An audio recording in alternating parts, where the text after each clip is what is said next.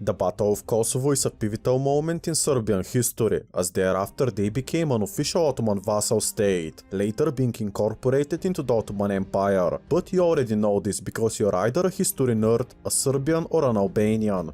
So what if Serbia managed to win the Battle of Kosovo, which by the way is not too unreasonable as it was indecisive, resulting in the deaths of Prince Lazar of Serbia and Sultan Murad I of the Ottomans, while both armies suffered heavy losses. Serbia just decades before was the largest state in the Balkans, and a few decades prior to that, Stefan Uroš IV Dušan crowned himself as the emperor of the Serbs and Greeks, later adding Bulgarians to his title, implying claims over all of these lands. Nothing materialized as Stefan Dušan had died, and his heir was incompetent and Serbia had fragmented, resulting in them to be defeated in the Battle of Kosovo, making them go under Ottoman rule for nearly 4 centuries. So how can we prevent this from happening and for Serbia to continue to dominate the Balkans? Let me show you what I came up with.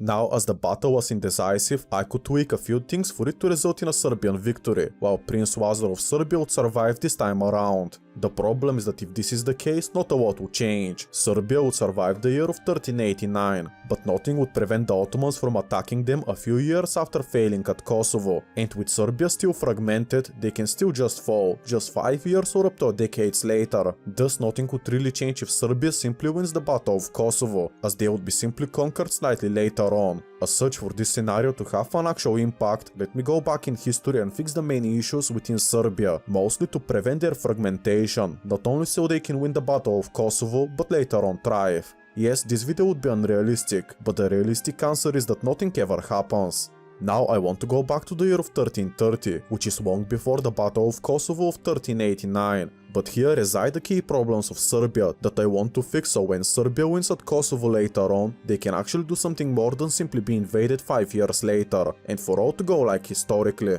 In the year of 1331, Stefan Dušan officially came to power by overthrowing his father Stefan Dačanski. Stefan Uroš IV Dušan is considered as one of the best Serbian leaders. In 1330 he defeated Bulgaria at Valbašt, and although there were no territorial changes, it was very consequential. Serbia and Bulgaria sought to take lands from the collapsing Byzantines, as the Greeks were having plenty of civil wars, and were in a clear decline. Historically, by Serbia defeating Bulgaria in this battle, they essentially eliminated them as a competition, hence why Bulgaria historically didn't expand while the Byzantines were crumbling, but later on only Serbia did. This happened because Michael Shishman of Bulgaria was mortally wounded from this battle and died shortly after, which created a dynastic crisis in the country, making them face internal issues rather than focus on expanding. Thus, while Bulgaria was busy collapsing, Serbia could dominate Macedonia and not fear Bulgaria interfering and declaring war on them. This is because as Michael Shishman of Bulgaria had died, he was succeeded by his son Ivan Stefan, who was underage, and there had to be a regency council. The problem is that his mother, Anna Neda, was a daughter of the Serbian king, thus she dominated Bulgarian politics, and this is why sometimes Bulgaria is covered as a Serbian satellite. Ivan Stefan was half Serbian after all. Thus, Serbia could expand uncontested down south, resulting in them taking Ohrid, Bitola and Prilep in 1334, North Albania in 1343, South Albania in 1345, the area around Thessaloniki in 1346, plus getting the modern-day Epirus region. In 1347 he fully annexed Epirus, and in the next year in 1348 Thessaly was taken. In about 5 years the Serbian territories had essentially doubled, while the population followed a similar trajectory. Believe it or not, this is the main issue that later on collapsed Serbia and led to their ultimate downfall. Stefan Dušan had many ambitions thereafter, even on Constantinople itself, due to him crowning himself as the emperor of the Serbs and Greeks, later adding Bulgarians to his title, implying claims over all of these lands. So where is the problem exactly? Well, his empire was greatly overextended. Half of their territories were conquered just in a decade before Stefan Dušan had died, where he was succeeded by his son Uroš V, nicknamed the Weak, who took such a large and overextended empire at the age of 19.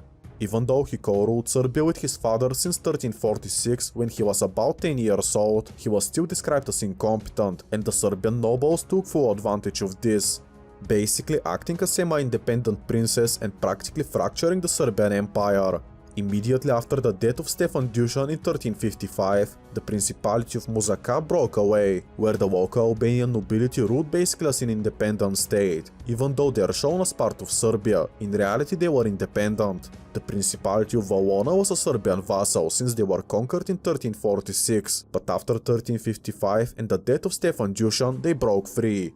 Same happened with the Duchy of Albania, ruled by the Tupia family, but later on they got hold of the Despotate of Arta under Petar Washa and the Despotate of Angela Castron and Lepanto under Jean Buashpata. So these are the states that all in practice broke away right after the death of Stefan Dusan in 1355. But don't worry, it gets even worse for Serbia.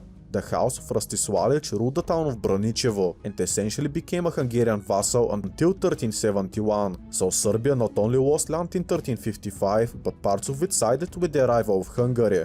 The Gropa family ruled Debar and Ohrid, but despite being Albanian they sided with Serbia, but they were not loyal. In 1356, Nicopolis II Ursani captured Thessaly and Epirus, re-establishing the Despotate of Epirus.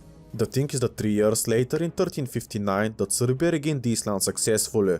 Internally, these were the lands that were officially Serbian, but as I said earlier, the nobles neglected Urus V and created semi-independent principalities.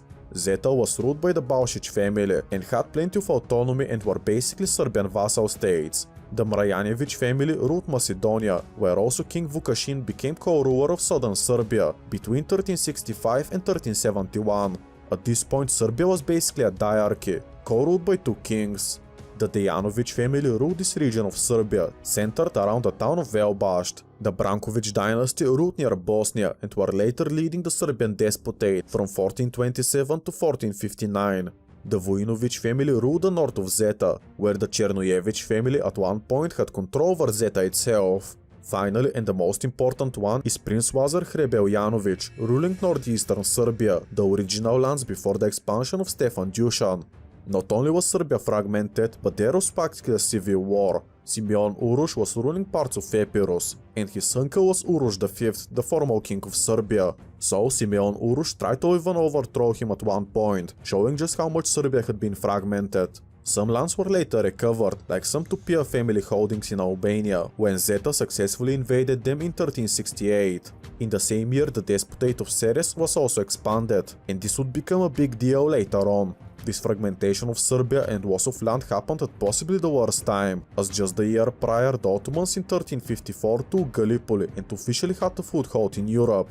Despot Jovano Glesha of the Mrnjavčević family feared the rise of the Ottomans, especially after they took the important city of Adrianople in 1369. The Ottomans reached the borders of the lands that Despot Jovano Glesha was ruling, basically the Greek province of South Macedonia today. So he called for all Serbian families to unite against the greater danger, but also tried to get Byzantium and Bulgaria to send in forces. All of the areas in red were requested support, but only his brother Vukašin Mrnjavčević, that ruled the south of Serbia, basically Thessaly and Epirus, had decided to join.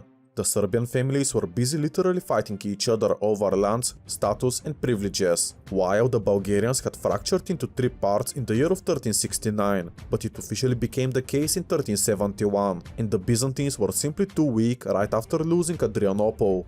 Thus, only the area in green showed up, which was the second king of Serbia, so why didn't the rest of Serbia join? As I said, they were all fighting each other, and there is literally so much to cover, but I want to give you one example in Zeta that could be applied to the whole of Serbia, to show you this fragmentation.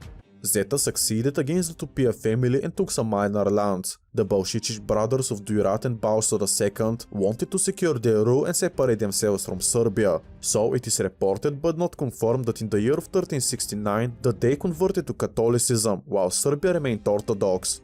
Zeta wanted to expand into Kotor and form a strong Adriatic country, so they often clashed with Serbia over these lands, and the ships of Zeta in the Adriatic Sea caused a scandal between Venice and Serbia, where the Serbians said that they were not violating the treaty with Venice, but rather they had no control over Zeta. Nikola Automanović also did try to influence Zeta, where he again invaded Kotor, and later Vazar allied with Bosnia to stop it from happening. Basically, all of these fragmentations of Serbia were allying and fighting each other, so it is very bad and very complicated. So only Vukašin Mrnjavčević had decided to show up at the request of Despot Jovano Glesha to attack the Ottomans in 1371 and prevent both of them from losing lands.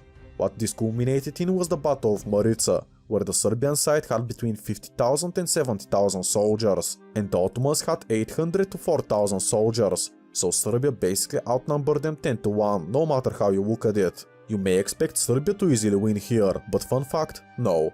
The Serbian army marched in Thrace while the Ottoman army was busy in Anatolia, so it was the perfect time to strike, and the goal was to take Adrianople. Exactly what happened is hard to say, but it is believed that the Serbian armies in true Balkan fashion got very drunk. Then Wawa Shahin Pasha raided their camp during night, catching the Serbians off guard. Vukašin Mrnjavčević was killed, as well as his brother Jovan Uglesha, but also thousands of Serbian soldiers were slaughtered, while thousands more drowned in the Maritsa river attempting to flee. In the 1380s, the Ottomans took control over the cities of Drama, Kavala and Serai from Serbia, paving the way for the Battle of Kosovo in 1389. So, as you can see, Serbia was absolutely not in a great place after the death of Stefan Dusan, the king that had expanded Serbia so much, the state was simply overextended and basically collapsed right after his death. Even though the maps of Serbia showed him as controlling this much in 1371, the reality is that Bulgaria was Serbian influenced, but definitely not a vassal, same with Bosnia, while their gains in Thrace were immediately wiped out. Serbia was also not a unified great empire, but rather a patchwork of states fighting each other, so this is the difference between Serbian propaganda and the reality. Still, after 1371, it started to look a lot better for Serbia. Lazar Hrebeljanović emerged as the most prominent Serbian ruler after the death of Vukašin Mrnjavčević and Jovan Uglesha. Lazar Hrebeljanović forged an alliance with Bosnia, Valahia and some Albanian nobles, namely the Principality of Muzaka and the Junima family, and even with Hungary from time to time. The thing is that Hungary did try to subjugate Moravian Serbia, which emerged as the most powerful principality after the collapse of the Serbian Empire. However, after the death of King Louis I of Hungary, Prince Lazar declared independence from them and attacked Lubak and Belgrade, which he failed to take back. So Serbia was once more free to rebuild their empire in the year of 1371. The problem is that Serbia at this point was very fractured, and most of the nobles didn't want any centralization under Prince Lazar, but enjoyed their local autonomy, something that would later on be stripped away from them due to them being conquered by the Ottomans. Now, regarding the Battle of Kosovo in 1389 itself, again it was not the entirety of Serbia fighting against the Ottomans. It was just Moravian Serbia, which was led by Prince Lazar and the Branković family being the only Serbian nobles that participated, due to half of Kosovo being within their lands, while Bosnian and Albanian nobles also helped Lazar in this battle. This furthers my point of how broken up Serbia actually was, as Albanians and Bosnians had more participation than most Serbian nobles in the Battle of Kosovo, like Zeta for example. As a fun fact, these two Serbian principalities that fought together in the Battle of Kosovo as to defend their lands, 7 years after the Battle of Kosovo, during the Battle of Nicopolis, they fought on opposite sides. Moravian Serbia had sided with the Ottomans, the only Christians to do so, while Vuksland had sided with the Crusaders, and as the Ottomans historically won this battle, Moravian Serbia expanded there at their expense. Now this is basically as to why Serbia fell to the Ottomans, and this is why I want to give you this historical background. As you can see, even if Serbia absolutely decimates the Ottoman army at Kosovo, then Serbia is still broken up and fighting each other, while Hungary and Venice are also eyeing up their territories. Thus it is inevitable that the Ottomans would successfully take them later on.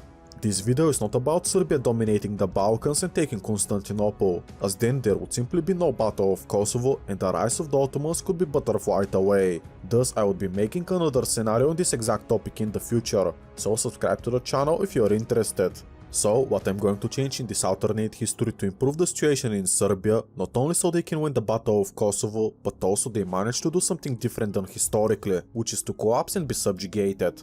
As such, I want to go back to the year of 1326, when the War of Hum took place between Serbia and Bosnia over the Hum region, which is basically Herzegovina today. Historically, Bosnia took advantage of the Serbian side, having internal issues, where the Branivojević family clashed with Serbian interests in the area, and the nobility in the Hum approached Stjepan Kotromanić II, the Ban of Bosnia, who declared war on Serbia as to take the region.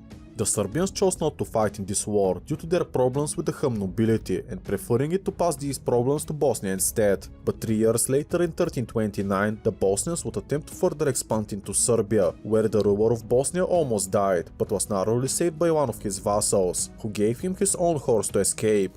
For this alternate history, either Serbia manages to deal with the Branivojević family way earlier than historically and creates a centralized state in 1326, or the Bosnian vassal doesn't give his horse to Stjepan Kutrumanić II, thus resulting in him to die in battle, and Bosnia would lose their monarch. If the Bosnian leader is killed in battle, he would die without an heir, as his son Tvrtko was born in 1338, which is 12 years after the Battle of the Hum. Thus, Serbia could create the same dynastic chaos as they did in Bulgaria in 1330 to Bosnia this time around, and this essentially eliminates Bosnia as a threat, while Serbia gets to keep the Hum province, creating a stronger and more centralized Serbia from the get-go that would have secured their western border.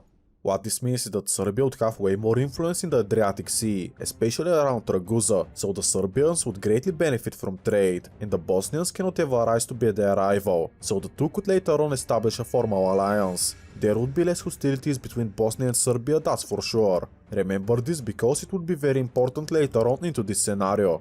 Now, the next year in 1331, Stefan Dusan would rise to power officially, but the year prior he would engage in the war against Bulgaria, culminating in the Battle of Elbasht, where Serbia historically won. If you remember from the history part of the video, Bulgaria was the ruler and there was a dynastic crisis there, where Serbia got some influence over the country due to the next monarch being half Serbian, but in the long run I don't think that Serbia winning this battle actually resulted in anything meaningful.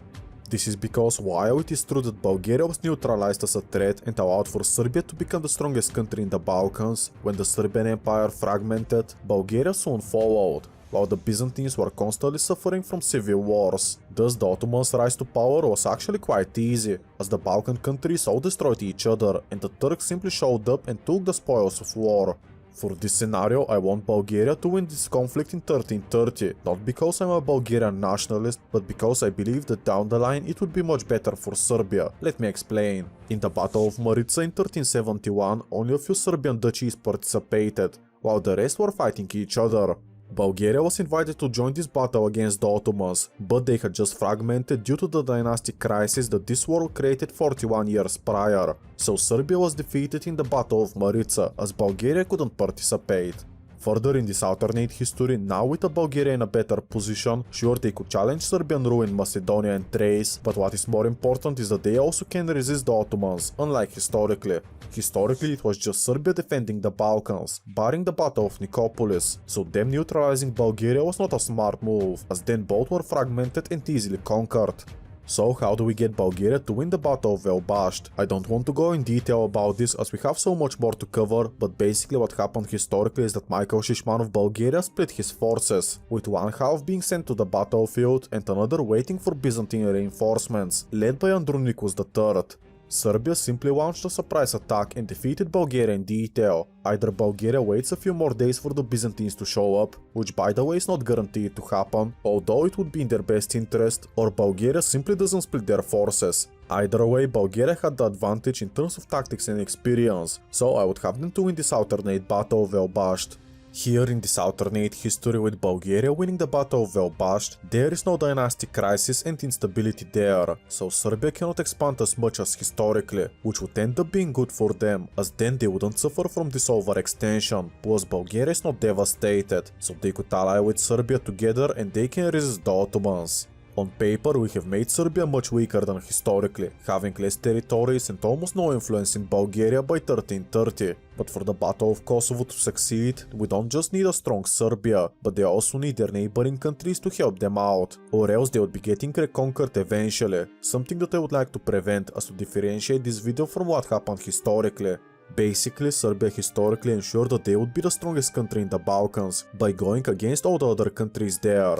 Then Serbia fragmented and nobody else could stop the Ottomans. Now with Bulgaria being more intact, they can more effectively resist the Ottomans, which is a big deal. For the lands of Serbia in the year of 1355, before the death of Stefan Dusan, I came up with this. Almost no control over Epirus and Thessaly, but they still have Albania and most of the Macedonia region, except Thessaloniki, while Bulgaria has potentially somewhat expanded themselves into Byzantium, due to being able to do so, rather than historically where they had no chance due to their dynastic conflicts. Bulgaria would take the city of Philippopolis, which is important and you would see why later on. With that, shortly before the death of Stefan Dusan in 1355, we have secured this situation in the Balkans. Serbia and Bosnia are mostly friendly due to Serbia keeping the home province, keeping Bosnia weaker and poorer, so the two wouldn't become rivals. While Bulgaria and Serbia would still have plenty of royal marriages and could be looking to work together against the Ottomans, who would get Gallipoli in the year prior, in 1354, and later on their control in Europe would continue to grow. Now I want to gloss over the Black Death that completely ravaged Europe. Historically, the Balkans were hit quite hard. Although not as hard as some other countries, it was still very devastating. Basically, the Black Death's mortality rate was much higher in the cities rather than in the rural settlements. Historically, out of the Balkans, Bosnia was the least impacted due to them being more rural. Now with Serbia retaining the home province, which was quite rural, central authority wouldn't collapse with the Black Death, but rather the home province is still a strong tax base for Serbia, altering their fragmentation after the death of Stefan Dusan. Basically, I'm claiming that them keeping the home province in 1326 would result in Serbia to deal way better with the Black Death. So, speaking of the fragmentation of Serbia, how can we prevent it? Stefan Dusan living longer could be beneficial, but not something concrete. His death was very sudden, and some theorize it was as a result of the Black Death. Thus, let me make some simple and plausible changes that would prevent or minimize this fragmentation. Instead of living longer, I would suggest that he dies slightly sooner, so he is succeeded by his son before he turns 18 years old. Thus there would be a Regency Council in Serbia.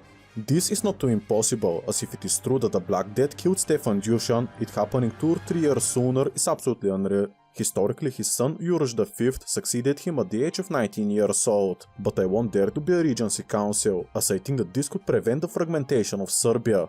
I think that a powerful and respected noble like Vuk Branković could become the main regent to Uroš V. This is important as the Branković family was among the strongest in Serbia and after the Battle of Kosovo were the strongest Serbian principality for a bit, later briefly ruling the Serbian despotate. Thus with such an important and powerful figure co-ruling Serbia, rather than just the weak and incompetent Uroš V, we could have very well prevented the Serbian fragmentation or at least greatly minimized it. Further, likely other nobles that historically kind of broke free would take part in his Regency Council, so they would be more incentivized to influence Uroš V rather than to break free and be reconquered by the Branković family. Alternatively, this Regency Council would fragment Serbia sooner, but as this would guarantee that they would be still eaten by the Ottomans, even if they win the Battle of Kosovo, I would disregard this option, even if it is the most realistic one, so hey, don't take this video too seriously. Now we can make some more changes, like Stefan Dusan marrying his relatives into the Serbian nobility, which down the line would make them very much more involved in the Serbian politics, so they would be less incentivized to break free, so there is plenty of ways to prevent the fragmentation. Perhaps Vuk Branković would see the writing on the wall and how Serbia could fragment, so he could reform and centralize the country, giving the Serbian nobles tax exemptions, and some more privileges in exchange for them contributing their armies and loyalty. The final change I would like to make is shortly before the Battle of Maritsa, where the Serbian Orthodox Church would be strengthened, and this is a big deal. This is because the Church is basically the only thing that unified all of these states when Serbia was fragmented. Sure, each had their own armies, laws and leaders, but they all had the same Church. Thus, I believe that if the Church is strengthened, they can call for unity or even for a holy war against the Ottomans. Not joining it would be seen as dishonorable, and the betrayal of the king would be seen as a betrayal of orthodoxy. So, in this alternate history, Serbia's fragmentation in around 1355 is perhaps less impactful, and the country remains much more centralized. Now, Stefan Dusan had almost allied with Venice historically, but the Venetians abandoned him when they realized that he was going to try to take Constantinople, and Venice wouldn't benefit from that. In this alternate history, with Serbia being less expansionist due to Bulgarian competition, they can potentially ally with Venice, who would be heavily invested in the survival of Serbia. Bosnia is also less hostile to Serbia, as many wars over the home region would be totally avoided, due to it being part of Serbia decisively, and Bosnia's dynastic crisis would make them closer to Serbia. Bulgaria is also friendly towards Serbia, as their dynasties are very linked and there are plenty of royal marriages. So we have made some small changes, but the impact would be huge. Now we get to the year of 1371, when the Battle of Maritsa would happen. Historically, Raguza told Serbia that the Ottoman armies were in Anatolia, which is why Serbia attacked and faced more Ottoman forces, but were still defeated. As I mentioned in the history part of the video, almost no Serbian nobles showed up as they were busy fighting each other, while Bulgaria and Byzantium were broken up. In this alternate history, I can see the whole of Serbia to mostly participate and for Bulgaria to also send in forces. Thus I think that we may have completely butterfied this disaster where the Serbian armies got drunk and decimated at night. Here the Serbians and Bulgarians would capture much of Thrace, potentially even Adrianople, but they would have to sue for peace before the Ottoman army comes back from Anatolia. Thus, this would be a quick victory for the Serbians and Bulgarians in their first official battle against the Turks, which would boost morale, but overall the impact wouldn't be so high right now. Lazar in Moravian Serbia would grow to be quite powerful himself, and if Vukašin of Serbia still dies like historically in the Battle of Maritsa, then the most important Serbian king for the Battle of Kosovo would take charge of a unified Serbia in 1371, which is very important as he would have ruled this Serbia for 18 years before the Battle of Kosovo, and I think he could greatly stabilize the country and prepare it for war. He would restart the Serbian-Bulgarian-Bosnian alliance against the Ottomans, where I can also see some powerful Albanian nobles to side with him like historically. Venice is also looking to ally with Serbia, but their position is a bit more complicated. The Venetians wanted to expand and build a sea empire, where they would benefit from trade, and Serbia was kind of in the way, but the Ottomans were even worse, so Venice joining this coalition is possible but not certain. Venice is looking to balance this front by siding with Serbia when they have to, just so the Venetians wouldn't lose their well to the Ottomans, which would not be recovered unlike in Serbia. Now the involvement of Venice in a potential war later on could be minimal, perhaps they can only send over some mercenaries, but most importantly they can use their navy to blockade the Ottomans from resupplying Europe, which would be of great help. So the Ottomans would see how Serbia is a thorn in their side that would prevent their expansion in Europe. Further, the Serbians had allied with the Albanians, Bosnians, Bulgarians and Vlachs, so the Ottomans sought to eliminate all of them in one great battle, which would all culminate in the Battle of Kosovo. First up, let me briefly cover how this Battle of Kosovo went historically. In our history it was 12,000 to 20,000 forces on the Serbian side, while 27,000 to 30,000 for the Ottomans, although these were just estimates and we cannot know the true numbers, but likely the Ottoman army was much larger. The Serbian nobles warned Lazar that the enemy had superior numbers, but his response was, "It doesn't matter what is in front of us, it matters what is behind us." So you can see that the Serbian morale was quite high. As such, on the 28th of June 1389, the Serbian cavalry charged first and took the initiative, but the Ottomans led by Bayezid, the son of Murad I, which was the Ottoman Sultan, managed to stabilize his lines, and then they took the incentive by using their superior numbers. At the same time, Branković's forces were reported as retreating, and it is debated why exactly. Some say it was treason, while others say it was because they were overwhelmed and didn't want to suffer unnecessary losses and total collapse.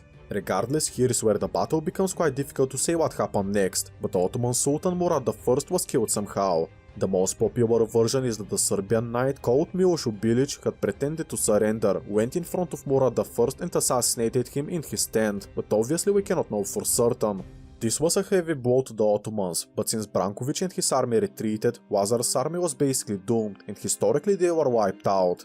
Lazar was captured and executed right away, or it was done after the battle, but regardless the strongest Serbian leader had died, leaving his realm even more fragmented, and then the Serbian despotate became more or less an Ottoman vassal, even though they managed to mostly unify.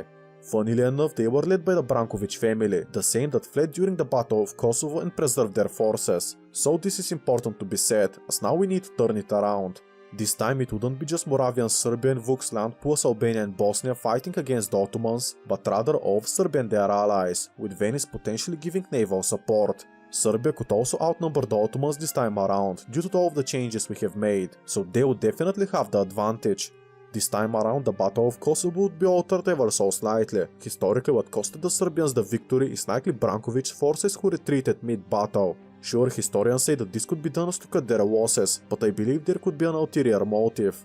As I said, they were leading the Serbian despotate after the battle, so perhaps there was a secret deal between them and the Ottomans, which I would assume to be the case here. As again, the Branković family betraying Serbia is a theory that has some validity, considering what I have said so far. Let me know in the comments if you think that Vuk Branković is a traitor, which people say is a myth, but I tend to believe that this is the case. I think that to minimize this potential treason, they should have been fighting together with Lazar's forces, rather than to be on the right wing, which instead would be filled with some more Serbian nobles that would be loyal to Lazar. Thus the forces of Branković are unlikely to be able to retreat mid-battle, as they would be fighting at the center, so due to positioning, their betrayal or mistake would not take place in this alternate history. With the Ottoman Sultan Murad I still being killed in this alternate history, while the Serbians would be actively winning, I think that the Ottoman army may attempt to retreat and cut their losses, where the sons of Murad I would organize the retreat. The problem is that they would be deep into enemy territory, and their retreat would have to go through Philippopolis, which happened historically. If you remember from earlier, I said that Bulgaria would take it somewhere in the 1340s, so 50 years prior to this point, thus I think that Serbia could catch the enemy once again. Further, with Venice supporting both of them on the seas, the Ottoman army is kind of trapped in the Balkans, as their retreat would be even more difficult. To keep it simple, I think that either Bayezid or Yakub could die in battle, ideally both, which would be a big deal. Historically, Bayezid became the next Ottoman Sultan after his father Murad I was killed in the Battle of Kosovo, where he also killed his brother Yakub, just so he can have undisputed power and avoid a civil war. But in this alternate history, if both of them were to die in this alternate Battle of Kosovo and the retreat thereafter, the Ottoman Sultanate would be left without a successor, so this would be a big deal, more so than you may think. So Serbia has won the battle, what would happen right away? Well, Lazar would be praised by Christian Europe, and they can see the Pope to elevate Serbia's status to a kingdom, which is very important as Hungary historically disputed this and wanted to keep them a principality, but here they cannot keep them down considering the Serbian victory. Further, the Balkans would unite behind Serbia, where Bosnia and Albania would be more loyal. As for territorial changes, I don't see anything major, but I think that Serbia and Bulgaria could possibly expand into key strategic positions that would be more favorable for defending. Now moving over to the Ottomans, there is no clear ruler that would have taken charge after everyone would be murdered in the alternate Battle of Kosovo, as the Sultan and his two sons that could have succeeded him, so it would have to be a distant relative of Murad I, and likely the Ottoman nobility would be split on the issue, and each would back candidates that would be more favorable to them, so you could expect an Ottoman civil war. Further, they had also recently conquered Anatolian territories like the Beylik of Karaman, Germian dynasty and so on. All of these could either rebel to reclaim their independence, or for sure they would try to secure better privileges in the midst of the chaos, so the Ottoman vassals in Anatolia would also going to rise up. So things for the Ottoman Sultanate would be looking very bad, but don't worry, it would get even worse. This is because of the following Battle of Nicopolis, which happened 7 years after the Battle of Kosovo, which historically saw plenty of Christians losing heart against the Ottomans, as they were trapped and had no chance of success. With Serbia winning the Battle of Kosovo and the Ottomans in a civil war, we may have secured the Crusaders to win in this alternate Battle of Nicopolis after the fall of Bulgaria, which was kind of inevitable at this point. Bayezid I was the Ottoman Sultan that won this battle historically due to his genius, but now he would be dead, so the Crusaders can definitely win here. For the sake of this alternate history, I would assume this not to be the case, because then everything would be altered and the Ottoman Empire possibly would be destroyed, thus predicting anything past this point would simply become impossible. I say that the Ottoman Sultanate could have collapsed because Timur and his empire, which would later on invade the Ottomans, because he was of Mongol origin and basically saw himself as the successor of the Mongol Empire. Thus, to keep it simple, I would be making a separate video on this topic regarding the Ottomans never rising to power, while here the video will take a different turn, which is arguably more predictable. The Byzantines are definitely becoming rivals of Serbia, so I can see them to fight each other and neglect the Ottomans once more. Eventually the Ottoman Sultanate would stabilize, but this would be into the 1430s. To put it simply, their rise to power would be delayed by about 50 years, which means that the Byzantines would survive into the early 1500s if all goes the same way. This time, however, Serbia is not subjugated by the Ottomans, which historically kind of happened after the Battle of Kosovo and the aftermath with the Despotate of Serbia. As such, the Ottomans would be forced to take Serbia and Bulgaria, which considering the situation I think is very possible, but it's unlikely to be in one big war, but rather several smaller battles that would end up with the Ottomans winning. This way history would be more predictable, which I think is more interesting, as the other alternative would be that I would be making stuff up. In this alternate history, Serbia is eventually conquered, but the Ottomans are absolutely unlikely to fully annex them, unlike Bulgaria. As such, I can see a similar system to the Serbian Despotate to develop, where Serbia is a tribute-paying vassal, but would have plenty of autonomy. As the Ottomans would be weaker, they would have to grant this to Serbia, which I think is a big deal. This is because historically there was the blood tax, where the Ottomans would go to the villages and recruit young boys from their Christian holdings into the army, where they would basically brainwash them and gradually make them Turkish. There were even cases of children that were brainwashed that killed their own parents decades after. All of this wouldn't happen to Serbia here, together with the worst of the Ottoman horror of occupation in the Balkans. For example, in the Ottoman Empire, the Christians were basically banned from industrialization. Meanwhile, Serbia is not directly part of the Ottoman Empire, so they can industrialize in the 17 and 1800s, assuming that not much has changed, but we would have a more autonomous Serbia part of the Ottoman Empire. Further, I think that Serbia could actually survive as an independent state up until the 1500s. where they would begin to benefit from the Renaissance and thus improve their administration. So by far Serbia is in a stronger position, even if they're part of the Ottoman Empire. Now there is so much uncertainty that I cannot predict, but let me roll over to the modern day and explain the changes that we could have had. Serbia would be by far more industrialized and would have better administrations, so in terms of wealth and development they could be similar to Czechia or Poland, which would make them the wealthiest country in the Balkans. Serbian culture and history would be greatly preserved, as historically the Ottomans disrupted this greatly. So all I can see is positives of Serbia winning the Battle of Kosovo. Further, in terms of territory, first up I think that Serbia would get to keep Kosovo. Let me explain. Historically, when the Ottomans won at Kosovo and then the Despotate of Serbia was formed in the decades after, the Ottomans directly got Kosovo and the local Serbs fled north to the Despotate of Serbia. Plus, due to the devastating Battle of Kosovo that happened historically, the region was left very underpopulated. Thus, in our history, the Ottomans brought Muslim Albanians to repopulate it, and it became majority Albanian in the 18th century. All of this is potentially butterflied away, as Kosovo would remain just as Serbian as Belgrade. If not, it would be the most Serbian territory. For a similar reason, I think that Montenegro would remain part of Serbia. Further, depending on how everything goes, I think that Serbia getting to keep Bosnia is very possible, due to Serbia being way better off, potentially attracting Bosnia to side with them. The Serbians getting to keep North Macedonia is not impossible either, but I don't see it as something positive for either nation, so I have went with these alternate borders of Serbia in the modern day, assuming so much has not been butterflied away, which, let us be real, it definitely would be. Still, Serbia would have a GDP per capita of about $30,000, similar to that of Czechia or Poland, and being the highest in the Balkans, plus their population could be about 15 million people, where combining these today would result in 12 million instead. So this is the greater Serbia that we could have had in the end, if they were similarly part of the Ottoman Empire as to how Bohemia was part of the Austrian Empire, where basically they were not suppressed as much and allowed to industrialize. Is this realistic? Well, I don't find it too unreasonable due to all that I outlined, but I would like to hear what you have to say. With that, I would recommend you check out this video where the Moroccans managed to reconquer Iberia in the 1300s, which I think that you would like quite a lot. Thank you for watching and I hope to see you there. Goodbye.